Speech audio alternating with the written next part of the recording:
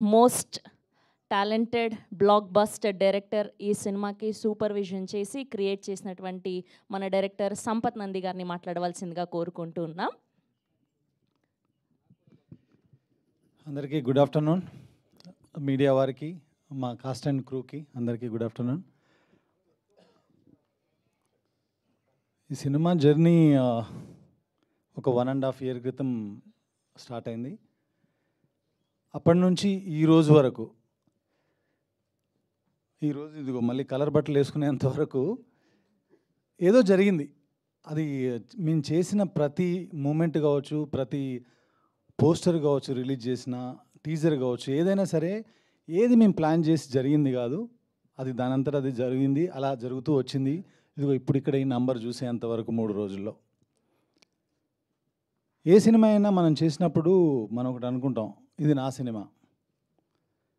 నా సినిమా అని ఇక్కడ ఉన్న వాళ్ళందరూ చెప్పుకుని ఉంటారు. అలా నా అంటే, నా వరకు నా అంటే చాలామంది నాలు కలిస్తే నేను, నా వెనకాలన్న నాల్లో మొట్టమొదటి నా ఆ పరమాత్ముడు, ఆ పరమశివుడు.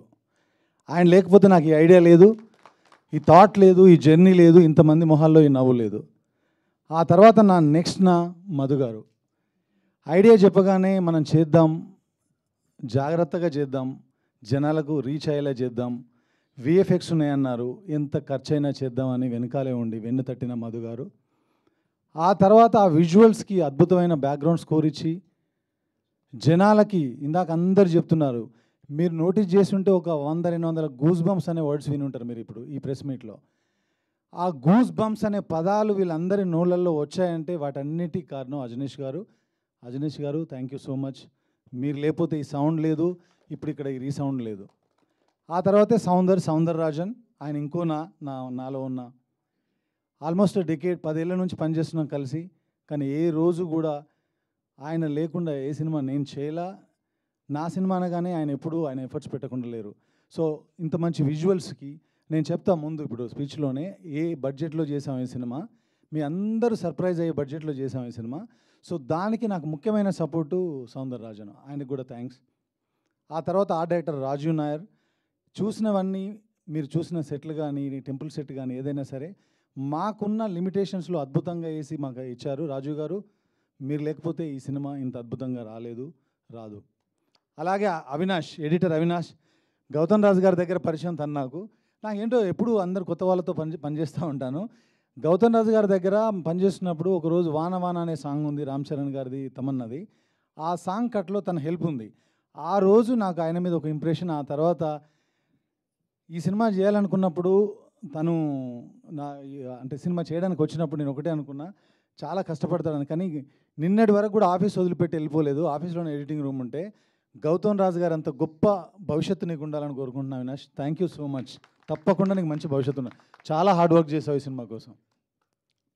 అలాగే మిగతా టెక్నీషియన్స్, ఈ సినిమాకి పనిచేసిన ప్రతి ఒక్క టెక్నీషియన్, స్టిల్ ఫోటోగ్రాఫర్ రాజశేఖర్ గారు కావచ్చు, మిగతా వాళ్ళందరూ పేరున వాళ్ళందరికీ కృతజ్ఞతలు. మీరు అందరూ పనిచేశారు కాబట్టి ఇది నా సినిమా, ఈరోజు నా ఓదెల 2.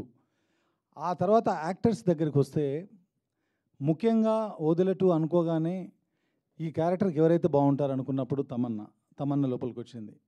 ఈరోజు మీరు అందరూ తమన్నా 20 సంవత్సరాల తన కెరీర్ ఒకవైపు, ఈ సినిమాలో తన పాత్ర ఒకవైపు అని ప్రేక్షకులు చెప్తున్నారు. దానికి అంత అద్భుతమైన నటన ఇచ్చిన తమన్నాకి, తను పెట్టిన ఎఫర్ట్స్కి, తన వెనకాల ఉన్న టీంకి, నీతాలుల్లా మ్యామ్ గారికి, అందరికీ పేరున థ్యాంక్ యూ సో మచ్. ఆ తర్వాత తిరుపతి. ఎప్పుడు నన్ను ఫ్యామిలీ అని అంటుంటారు వశిష్ఠ గారి విశ్వరూపం. ఆయన ఇప్పటివరకు ఎన్ని సినిమాలు చేశారో, ఎన్ని సినిమాల్లో మీరు ఆయన గుర్తుపెట్టుకున్నారో నాకు తెలియదు. కానీ ఈ సినిమా తర్వాత నుంచి తెలుగు సినిమా ఇండస్ట్రీ తనని నెత్తి మీద పెట్టుకుంటుంది. తప్పకుండా రాబోయే రోజుల్లో అద్భుతమైన పాత్రలు చేస్తూ, అద్భుతంగా మనందరినీ అలరిస్తూ, is going to stay here for long time. All the very best. ఆ తర్వాత సినిమాలో ఉన్న యాక్టర్స్ అందరూ, శ్రీకాంత్ అయ్యం గారు కావచ్చు, ఆయనలో నాగమహేష్ గారిలో మంచి వక్త ఉన్నారని ఈరోజు అర్థమైంది, నాగమహేష్ గారు. సో శ్రీధర్ గారు, అనిల్ గారు, ఇక్కడ ఉన్న యాక్టర్స్ అందరూ, మా వంశీ గారు, గగన్. ఆ ఫస్ట్ సీన్లో చాలామంది అన్నారు ఏ రెఫరెన్స్ ఉంది ఈ సీన్ కానీ. నా సినిమాల్లో మీరు చూసుకోండి, ఏ సీన్లకి ఏ రెఫరెన్స్లు ఎక్కువగా ఉండవు, కథకు కూడా ఉండవు. కథలు కూడా మీరు చూసి వెతికి పెట్టినా కూడా మీకు ఏ కథకి ఒరిజినల్ స్టోరీ ఏం దొరకదు. నేను సమాజంలో చూసే రాస్తుంటాను. అవి ఏ స్థాయికి వెళ్ళినా, పాన్ ఇండియా స్థాయికి వెళ్ళినా, లేదంటే లోకల్ స్థాయిలో ఆగిపోయినా నా కథలన్నీ నా దగ్గర నా లోపల పుట్టినవే. సమాధి శిక్ష కూడా నాలో నేను రీసెర్చ్ చేసి రాసిందే. సమాధి శిక్ష సీక్వెన్స్ అంత బాగా పండడానికి ముఖ్య కారణం గగన్. ఆయన కింద కూర్చొని ఏడుస్తుంటే టోటల్ సీన్లోని ఎమోషన్ అంతా కూడా ఎమోట్ అయ్యి ఆడిటోరియంకి పాకింది. అంత బాగా పర్ఫామ్ చేసిన గగన్ గారికి thank you so much. So ఇంకా స్టేజ్ పైన ఉన్న శ్రీధర్ గారు, మిగతా యాక్టర్స్ అందరూ, ఇక్కడ ప్రభావతి గారికి నేను ఫ్యాన్. సిటీమార్లో ఒక సీక్వెన్స్ చూసినప్పుడు అనుకున్నాను ఈవిడ లేకుండా సినిమాలు చేయకూడదు అని. అలాగే కంటిన్యూ అవుతుంది. ఎందుకంటే ఆవిడకి ఏం చెప్పక్కర్లేదు, చిన్న క్యారెక్టర్ చెప్పేస్తే ఇంకా ఆవిడే చేసేస్తారు. మనమే తగ్గించుకోవాలి ఇంకా ఆవిడ చేసిన పర్ఫార్మెన్స్ని. వద్దండి 2025లో ఉన్నాం, కొంచెం తగ్గుదామని. సో అంత బాగా చేసే ప్రభావతి గారికి ధన్యవాదాలు. సిరి, ప్రియా, మా డాలీ చిన్న పిల్లగా అమ్ము అని చాక్లెట్లు ఇచ్చుతూ నేను రచ్చ సినిమాలో చేపించాను. అలాంటి అమ్మాయి ఈరోజు ఈ సినిమాలో అద్భుతమైన క్యారెక్టర్ చేసింది, తనకు కూడా థ్యాంక్స్. అలాగే పూజ, ఈరోజు నేను బర్త్డే అని విన్నాను, హ్యాపీ బర్త్డే. ఆ క్యారెక్టర్ చేయడం అంత ఈజీ కాదు. కేవలం నా మీద నమ్మకంతో ఈ క్యారెక్టర్ చేశారు. ఎందుకంటే ఒక ఆడపిల్ల హీరోయిన్గా చేద్దామని ఇండస్ట్రీకి వచ్చి ఇలాంటి క్యారెక్టర్లో, అది ఒక రేప్ సీక్వెన్స్ ఇన్వాల్వ్ ఉన్న క్యారెక్టర్ చేయడం అంత చిన్న విషయం కాదు. కేవలం ట్రస్ట్తో చేసింది, అద్భుతంగా చేసింది. ఇందాక వంశీ గారు చెప్పినట్టు ఆయనకు కూడా కంఫర్ట్ ఇచ్చింది Pooja. Long way to go. Naveen, dress బాగుంది, కానీ ఇక నుంచి నటన కూడా బాగుంటుంది. కొంచెం ఇంప్రూవ్ చేసుకో. అవమానించడానికి కాదు, ఎంకరేజ్ చేయడానికి చెప్పాను. Okay, so all the best to everyone. Vamsi గారు అందరి గురించి మాట్లాడాను అనుకుంటున్నాను. ఇక ముఖ్యంగా శంకర్ గారు, సినిమా పోస్టర్ రిలీజ్ అయిన దగ్గర నుంచి మా సినిమాని నమ్మి ఈ సినిమా మేము చేస్తామని ముందుకొచ్చి ఈరోజు ఇంత దూరం తీసుకొచ్చి అద్భుతంగా డిస్ట్రిబ్యూట్ చేసి వరల్డ్ వైడ్గా 600 పైచిలుకు థియేటర్లలో రిలీజ్ చేయడానికి కారణం, నార్త్ ఇండియాలోనే 150 థియేటర్లో 160 థియేటర్లో రిలీజ్ చేశారు. అంత నమ్మకంగా నమ్మిన శంకర్ గారికి మంచి జరుగుతుంది, భవిష్యత్తులో కూడా మంచి జరగబోతుంది. తప్పకుండా నేను చేయబోయే సినిమాల్లో ఆయనతో 100% కలిసి ట్రావెల్ చేస్తాను నేను.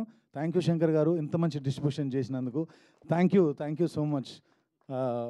సురేష్ గారు, మీరు లేకపోతే కూడా ఇది లేదు.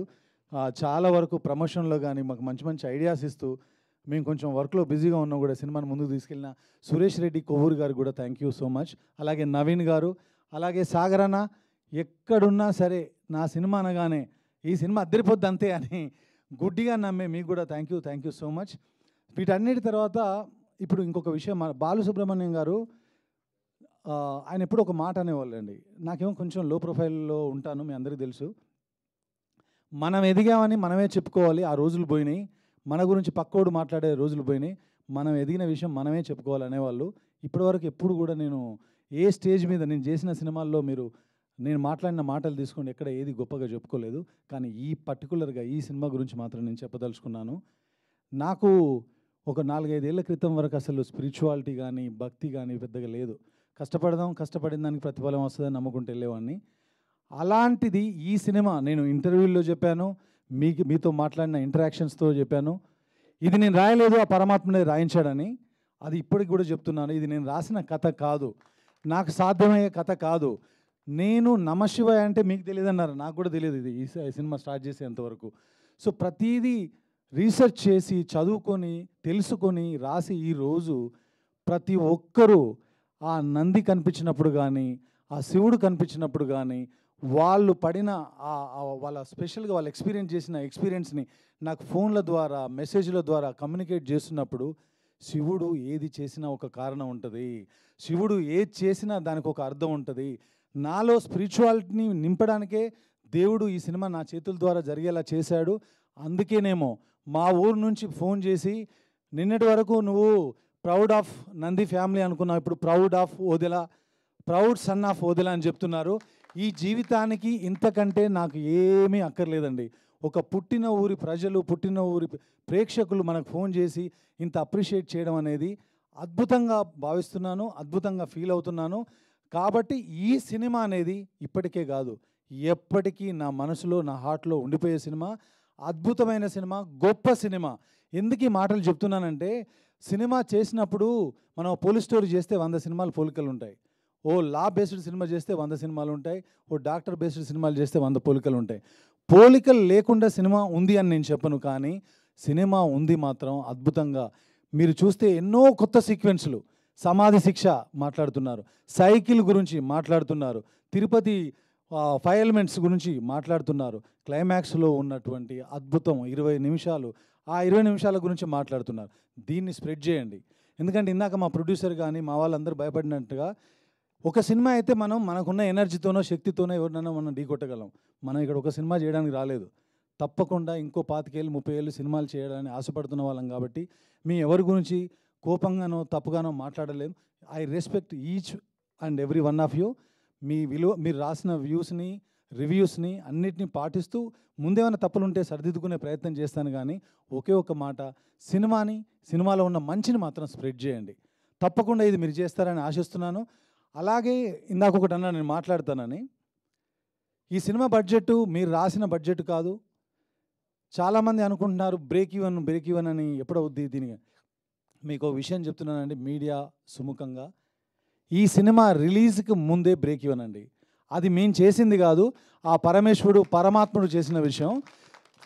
జనాల దగ్గరికి వెళ్ళకముందే ఈ సినిమా బ్రేక్ ఈవెన్ సినిమా. కాబట్టి బ్రేక్ ఈవెన్ గురించి మాట్లాడుకోవాల్సిన అవసరం ఈ సినిమాకు లేదు.